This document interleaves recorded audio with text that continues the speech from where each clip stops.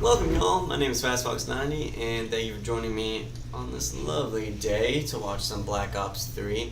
I was just doing some fun little Black Ops 3 domination and I thought I did fairly well, so I wanted to record what I played and do some just overlay commentary on what I did.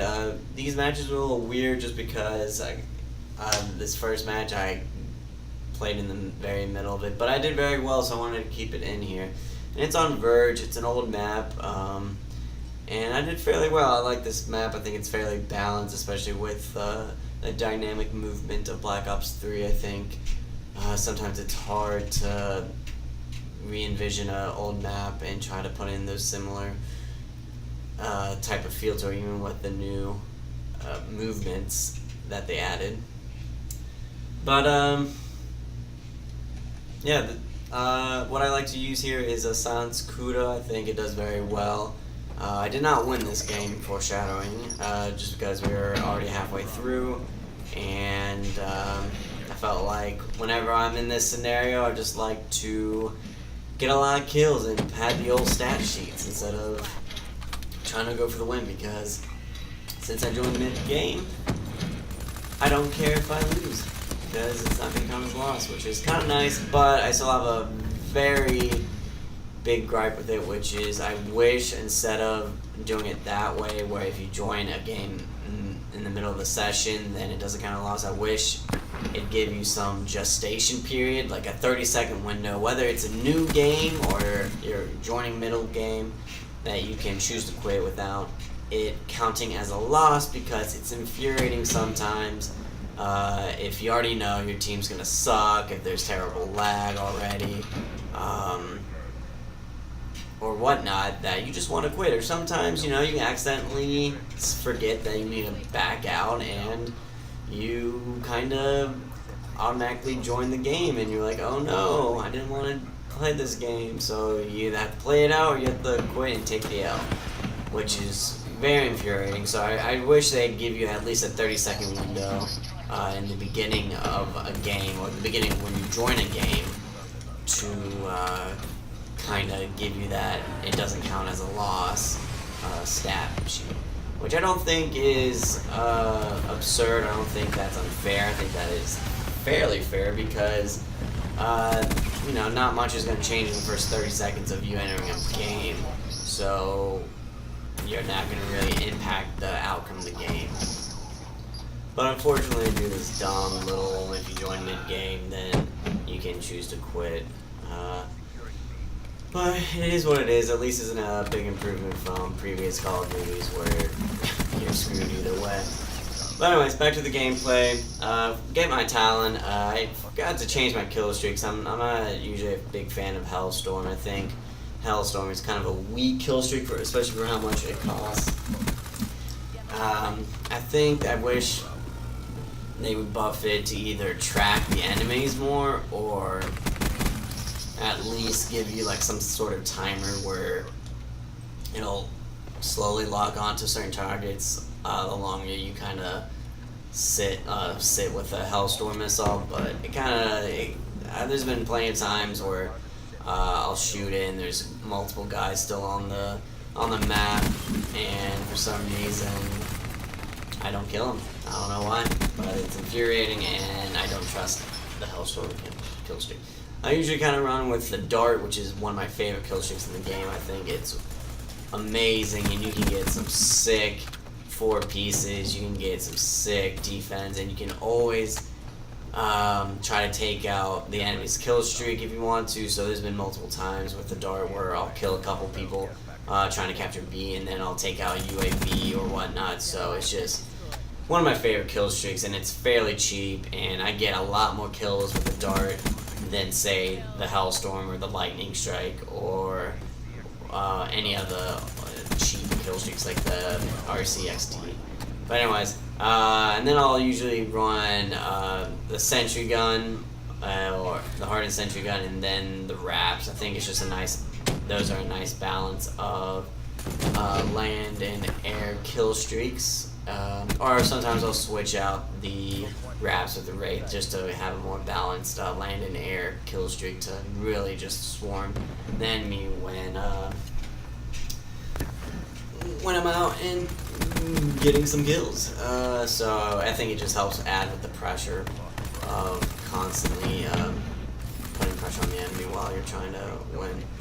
But like I said, some of these matches was very unfortunate. Even though I did very well in these matches, either I joined in late, like in Verge, or just my team sucked and quit on me. Excuse me. Or I don't know. My team would just get their butts kicked, and I couldn't really do much about it because, fortunately, Domination is a game where you have to rely on teammates. And I know as a YouTuber who's trying to put out awesome content and wins, that can be very difficult when you have terrible teammates and they're just feeding the other team a bunch of kill streaks, and you have to rely on them too much. So sometimes you get amazing teammates and they're doing a lot more work than you are, and you can just sit back and get a bunch of kills and get some sick gameplays. When then you have the teammates that are really awful, and you gotta really put on the pressure to win. So then sometimes I think, now, since we're getting our butts kicked, should I just try to go for kills, or should I actually try to go for the win? And it's always a struggle trying to figure out, especially for YouTube videos, what would be good content. But so I think these few games did a good job of portraying the various types of gameplays that you normally get, I would like to say. My live stream commentary a couple days ago did not reflect well, and I was getting very salty, as the young kids like to say. So I'm probably going to be late on uploading that just because I got to see what videos, what games are good enough for YouTube, or what my standard of YouTube would be. But these next two matches on Combine were really good. This first one is a little slow, and to me it's a little bit of a boring gameplay because it seemed like the other team wasn't really trying to win. They were just running around, meandering, trying to get kills, but even they weren't even doing that good with getting kills.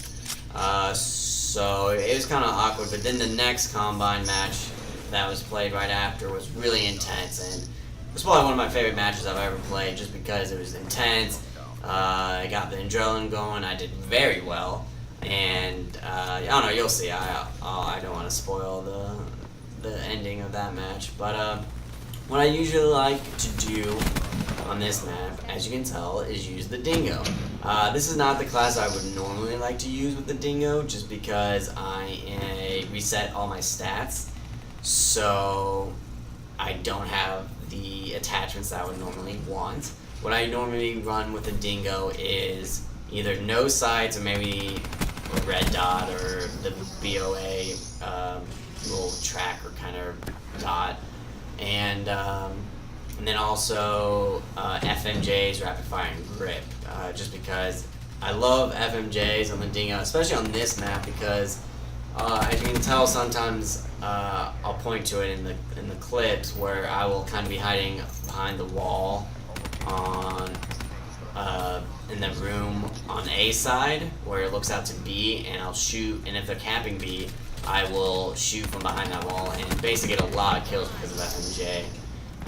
And it's a huge difference if you don't have FMJ on, so it's really nice. And especially with small maps, especially like this map and say Nuketown, I love using the Dingo because I don't like reloading that much. I think during the time in which you're reloading, even if it's a short reload time like an SMG with fast mags, I find myself getting killed way too often during those moments. So what I like to use, especially with small maps where it seems to be always a lot of heavy engagements and it's a fast-paced game where people tend to like to rush on these maps, especially with like an SMG. A Dingo with a huge ammo clip and only 4 bullets to really kill anybody, you can get a lot of kills, and you can put a lot of pressure while killing with that huge clip without even ever reloading. And I know it can be difficult sometimes for me, especially if I'm low on ammo and I feel like I need to reload. So you'll see me hide, like right now. Actually, you'll see me hide and kind of run away and try to reload because the dingo takes so long to reload, and it can be really annoying. And there has been times where I run and hide, and while running away I get shot from behind because I wasn't really either checking my surroundings or I was just going to be screwed anyways, and there would be no way I was going to be able to run away and survive. Or I run away not thinking I'm safe and then basically get flanked on and die. This guy, I was so shocked when I saw this. I thought this was the greatest play I've ever seen. I got so mad because I was doing so well and just a cheap little ballistics or whatever, the shadow claw, and I even had my armor on, which was even more infuriating because I thought I played that well, but he just outplayed me. But like I was saying, so definitely on these smaller maps I like to use the dingo or an LMG that requires little to no reload, and I don't like using fast mags on the dingo just because whether you have fast mags or not, it's still going to take forever to reload, and I feel like whether I'm using fast mags, it's still going to take a while, and I'm still going to have to run away to reload the dingo. So I decide to save the attachment and go for something else because I'd rather have something else. I usually don't put fast mags on my guns, even on my SMGs, where I think it'd probably be the most beneficial, or even the ARs, depending on some guns. I think it's just a personal preference where I think there's other attachments that are more viable or more important for me to have, and I feel like I should never be in an engagement where I died because I ran out of ammo. I always play where I'm always cognizant of where my ammo is, how much ammo I have left, and whenever I'm in that situation. This guy with the shadow claw just pwned me, and I was mad when I saw that, but at the same time, I give this dude the utmost props because he got so many good kills. But yeah, so even with an SMG, I feel like I should never be in a situation where I'm low on ammo and need to, say, switch to a pistol, because I will never use a pistol either. And I think people should be smarter about how they manage their ammo. Anyways, but yeah, so that's why I use the dingo, and I think it's just a great overall gun. I think it's very balanced compared to the other LMGs, and just overall in the guns themselves in the game. I think the 4-shot wherever you are at is great, especially because it has a fast fire rate, and so I always feel like the time to kill is pretty fast, especially at long ranges. It can be very problematic at very long ranges in some engagements against certain guns, say like a Shiva, especially, or a sniper rifle especially. And the opponent's really good, and I'm not hitting them, or sometimes I'll get that lucky flinch hit, and I think that makes me the most upset when there's a sniper who's scoped in, I'm shooting them with the dingo, and they just flinch snipe me, and it's just pure luck and no skill. Anyways, but so during this gameplay, especially on Combine, what I like to do, I guess we'll switch over to the strategy of the game, is I'll use the dingo, and I will sit back, I think with small maps especially, in all the maps in general, but even more so in the small maps, is to really always try to 2-cap. There's no need for 3-capping unless you're really behind, but you should never be in a position in domination where you need to 3-cap, especially if your team's good and you're doing good. So what I tend to like to do is be aggressive on B. Be aggressive on B, and what I normally would like to do, I don't have shock chargers yet because of the reset, and I love me some shock chargers. I love me some trip mines. More so, not for really killing the trip mine, or I mean, I love if they, give me some kills, but what I always like the trip mines and the shock charges are for checkpoints. So I will throw them in areas that I think they're going to be heavily rushed to basically that they're going to come for, especially when I'm trying to take B or I'm just either trying to take a point, whether it's C or A. I always like to throw them in heavy spots where I think they're going to come, because at least it gives me like a warning that, hey, there's a person coming down this way, and I'll check shock charges in certain alleyways. I'll throw the trip mine in certain alleyways, and then I'll look in a direction that I didn't put a shock charge or a trip mine. And if I hear one of them go off, I'll look that way and try to kill them. And that usually, and especially if I have the hives, I love using the hives to do the same kind of strategy where I will use the hives as checkpoints of alleyways where I think they're gonna come, and basically do that while I'm capping B or rushing to cap B. And I pick my spots. Sometimes even if I have hives, I don't do it right away. It's kind of a innate feeling, an instinct feeling that I feel like would be a good moment to use the hives or to throw the trip mines and shock charges. And so I'll usually always do that in any map with B. And then once I cap B, I'll just sit back and kind of camp. I mean, like I said, there's no point to really push their spawn when you're 2-capping and you're already winning.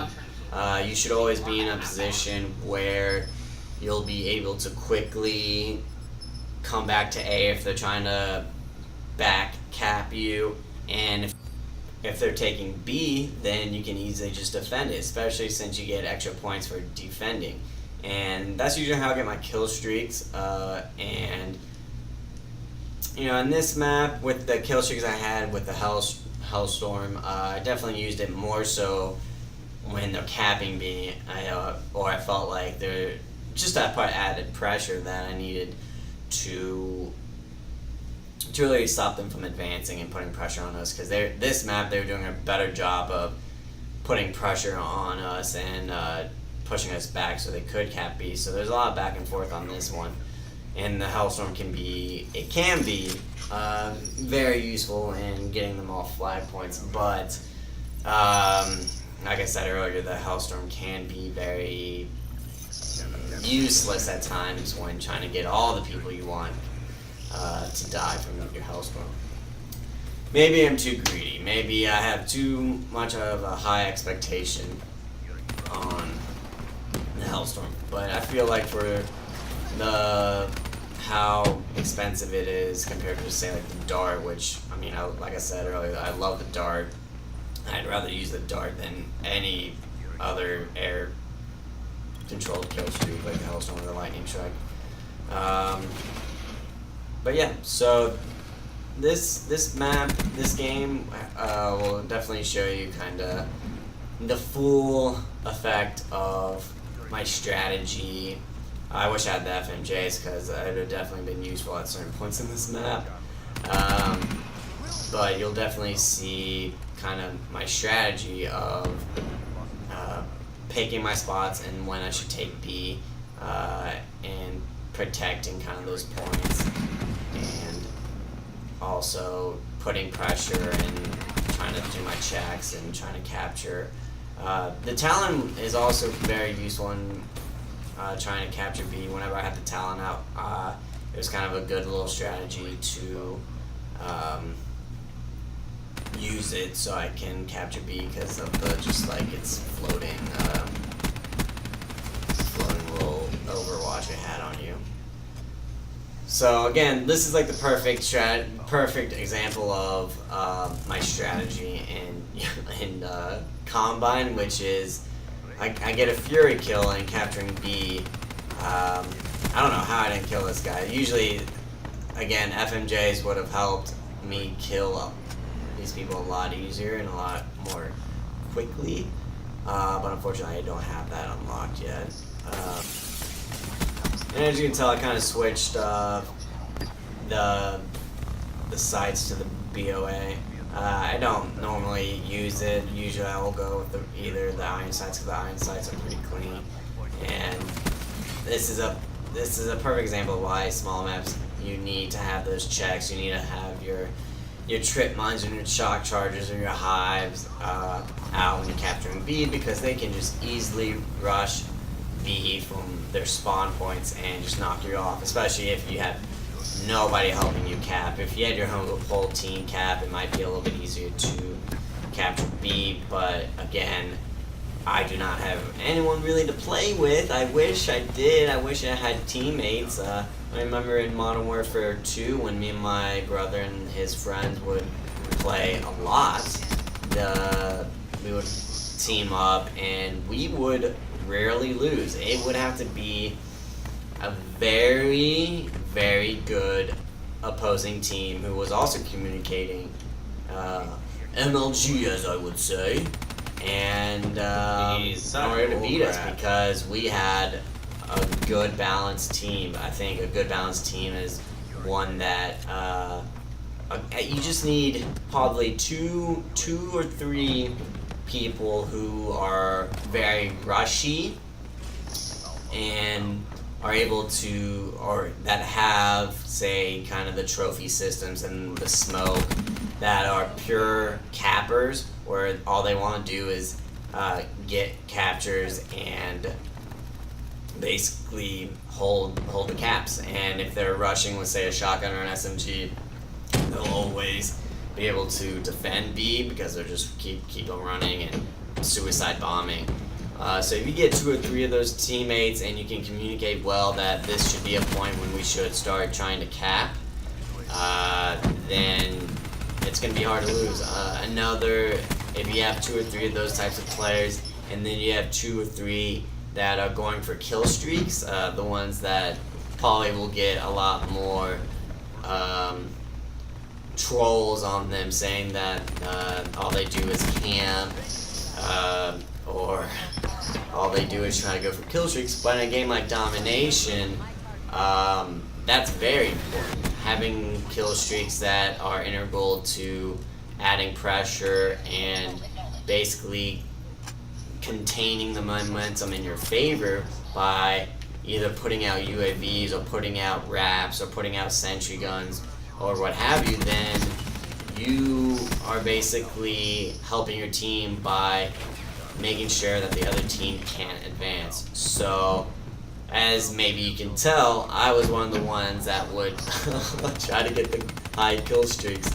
I would also cap, and I think part of my thought process is learning when to cap to add to your score streaks than to really kind of get the capture, because you can always rely on your boys that love to capture to cap. And if you can provide support by kind of staying back, looking over them, and weakening some of the enemies while they're trying to cap, can really help your cause out. But unfortunately, if you don't have that team, my strategy of wanting to get high kill streaks sometimes can be difficult to obtain, especially when you have other teammates that want to do the same thing, or other teammates that don't like to cap. So you kind of have to switch up your strategy into more of a, I need to go heavy on the capping first and capture B before I can even settle on trying to do my strategy of getting kill streaks. So it's a hard little balance of finding out how to find out when you should be the person that should go for captures, or you should be the person that goes for kill streaks, because even if your teammate's really not doing that good in capturing, sometimes it is good to sit back for a little bit, not the whole game, but for a little bit, especially if you're up or if the score is close, to try and sit back and get some kills in order to get some kill streaks, because the kill streaks can help you get B if you're having troubles getting B. So there's a right balance to it, and you have to basically figure that out based on the flow of the map. Again, since I'm capturing B, I would have loved to have a Hives there, or say some shock charges and some trip mines. So as you can tell from how I'm describing my strategies, anybody that has hardwire or engineer or like flakjack is my like worst enemy. But even flakjack, I don't even mind flakjack, because if the trip mine goes off, I can hear the trip mine and understand that, hey, at least I didn't kill that person, but at least I know that they're coming and I can be prepared for it. And I think that's half the reason why I'm good, especially in these games, is because I have a lot of preparation. I'm kind of like the Batman of Call of Duty, where the reason why I do good sometimes is because I have a lot of preparation and going into the matches and going into capturing a lot. So again, I'm trying to capture B, and I'm using the talent to... I don't know how this guy killed me. Do not know how he killed me. He had... that was a good play on him, I guess. I don't know if it was lag, but this is me trying to over rush B, because the game is too close at this point, and you know, I definitely see my team's not really trying to go after captures, and we're getting pressured way too much, and I need to find some way to sway the momentum back in our favor, because they definitely had the momentum at this point. So it was very difficult. I thought I could use the Talon as a way to kind of meet those means and sway it back in my favor, especially if I could use the Talon to capture B, but it's very hard to capture with the Talon because it has a very delayed reaction to finding enemies. So, I mean, when you're capturing B, they know where you are, so the Talon needs to be extra quick, and unfortunately it's not. And that's another good strategy, is once you have two captures, kind of be on their side, but not really pushing so much that you flip the spawns, but be at a point where, you know, you basically have the advantage. And that guy definitely was having the advantage by kind of being sneaky and killing us from behind, because we were trying so hard to rush for B. Well, I was, but they were just doing a really good job of keeping up that pressure. And like I said, when you don't have a team to really communicate with, even if you do have a mic on and you're trying to talk to your teammates, either they mute you or they don't really care and they have their own agendas. So I would love to establish a little clan, even though I think it's even more impressive when I do win or I do have the team on my back. I like to win as well, and I would like to have a team where it was like that in Modern Warfare 2 days, where I had my buddies and we were just all pwn, as the young kids like to say. But that was a perfect example. Look how easily we captured B when everyone felt the need to capture B. If we did that 10 minutes earlier, we would have totally won a lot earlier. But again, when you don't have a team to really communicate with, everyone's capturing B at different intervals at different times, and when you have that type of everyone's trying to solo cap B, then you don't really get the capture, and you give the other team easy defense, and that's how they can get their kill streaks, especially when your team is just one by one dying. So sometimes it can be very important to really follow the lead of, say, your team, and see if they're capping that you go. And this is a perfect example of the dingo on this map, where I didn't even have to reload once during that whole exchange, and I got a fury kill. If I had FMJs, it would have been a lot easier, because I would have been hiding like a little pansy behind that wall, and I would have gotten kills a lot easier. But, we gotta adjust, right? But unfortunately, I got B back again, and I didn't think that that would have mattered. But unfortunately, they brought it back so well. It was what a beautiful play by them. I was impressed. I didn't think that capture really would have meant anything, or else I would have tried to recapture it. But I guess my maths were wrong, and it turned out to be a draw. Which, I'll rather have a draw than a loss, so that was nice. And again, I did, I think, fairly well on this map in this game.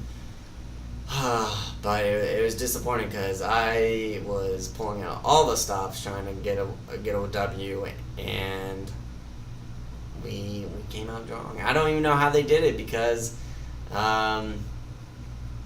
had a lot more kills than them. We had a lot more. It seemed like a lot more caps, but I don't know.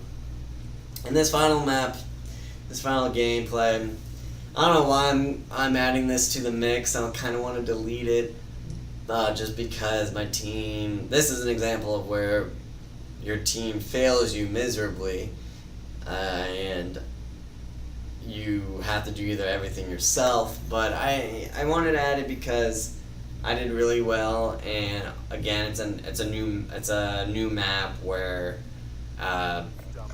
I get to tell you about my strategy, and what my strategy is the Silent Kuda. Woo! I like the Silent Kuda. I might switch to another silence weapon, because I feel like either they nerfed the Kuda, where it seems like the range for 4-shot kill is really reduced, or like sometimes you have to get like 5 or 6 shots, and I don't remember that. I do not remember that at all. I always felt like it was a 4-shot kill from what type of range, so I might have to change it to something else. Definitely not the Pharaoh sound, because that combo is awful. But this map, B is also another difficult map or point to take, so you really have to pick your spot on when you want to take B. Again, so this is a perfect example of I'm going to interrupt myself on why I think the Kuda can be weak sometimes, because I shot him 4 times. I shot him 4 times at that range. I don't know if it was because it was a stray bullet or that went through the first guy and hit him, and it hit him at a very weaker damage. I don't know. But I definitely think it's not as good as it was, or what I used to think of it, so I'm definitely going to have to change it up. I like the Kuda loud, though, long barrel and rapid fire. But maybe I need rapid fire on it, actually. Maybe I'll change my mind back if I get rapid fire on the Kuda, because I don't think it really changes the recoil that much. But on this map, I definitely like to take it to the outside, especially that side. I don't like the other side route, because I think the engagements are way too long, and people like to poke out that window and just pick you off. So I definitely like the left side of A more, because you basically get a lot of shorter engagements, and I don't know, more confident. I feel more confident that side. And that was, I would say, a perfect example of Hive placements. I will have to do a video on Hive School, because I've seen a lot of people use the Hives that I want to just yell at because they are awful at placing them, awful at putting them in spots where even if the person had engineer, that it would get them. Because the Hives can be amazing check down points, like I said, especially for domination. And you need to know how to place them. You need to put them strategically. You need to have that psychological warfare in mind. And I've gotten so many times, like 5 kills from Hives, by just putting in them sweet spots. And so I'll do that in a later video, especially if I get some sweet gameplays of just like multi-kills of the Hives, because they can just be so nasty. But I think they did okay this round. There's one Hive. I love the Hives, especially with overclock. I can get them 4 times in a game in domination, and that can really change the tide of a game, especially if no one has engineer. If someone has engineer, then it kind of sucks. They're my greatest weakness, those enemies that have engineer.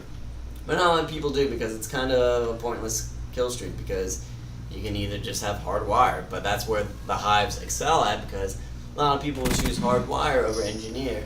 And I realized that the Hives, they don't get affected by hardwire, I don't think, because any time I use Hives, I still kill hardwired people.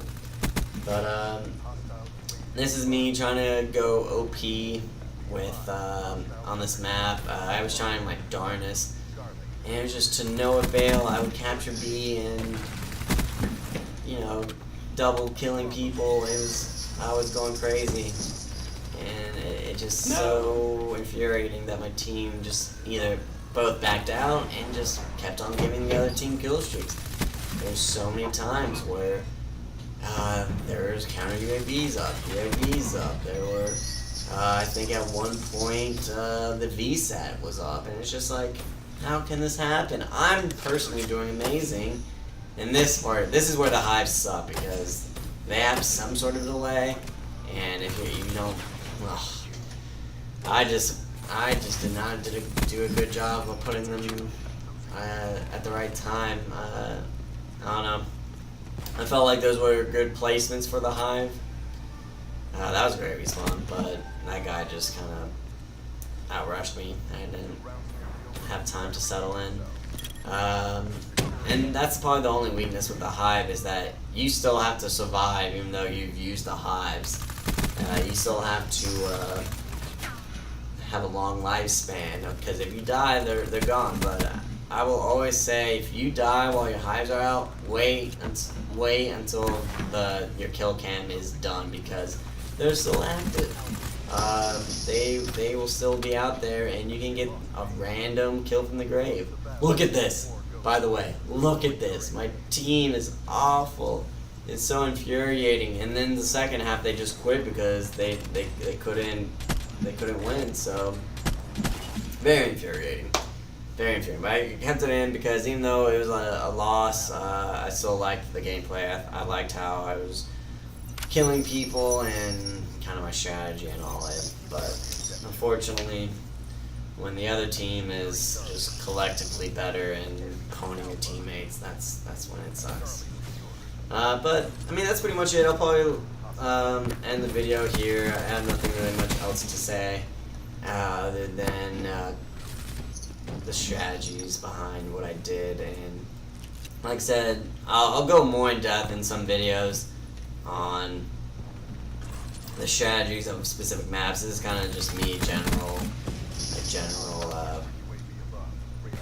kind of commentary on the maps. I'll go more in depth later. But I really hope you all enjoyed the game. I don't know how this guy killed me, but I hope you all enjoyed the gameplay. I hope maybe you learned something on how to play these maps, how to use Hives, how to play Domination, especially on Combine, because I popped off there. I like doing commentaries. I like recording my gameplays, even if they're not the greatest sometimes. I'll have to pump out the other videos on my live stream, so hopefully you'll see those in the near future. Also,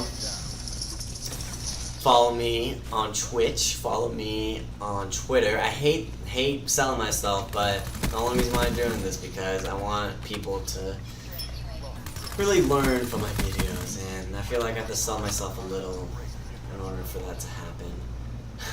Which I die a little bit inside every time, but it is what it is. But anyways, so follow me on Twitch. It is FastFox4490. For some reason, FastFox90 was taken. Follow me on Twitter to get updates on my live streams and YouTube videos at FastFox90. And please subscribe. I really don't care if you like my videos or you dislike my videos. If you dislike my videos, please leave a comment on why you didn't like them. Whether it's the audio, whether it's the gameplay, whether you want to see something else, or what have you. I mean, be constructive with your dislikes. And I don't really care if you like the video, I just care that you did see it and you enjoyed it. So if you do enjoy it and you want to subscribe, that'd be great. Again, there's no need for you to subscribe. As long as you enjoyed the video, that's all that really matters to me. I guess the reason why I asked you to like or subscribe is to show that you did like it. I don't know how else I will kind of figure that out. Unless you just leave a comment and don't like or subscribe, which is also fine by me. I don't really care.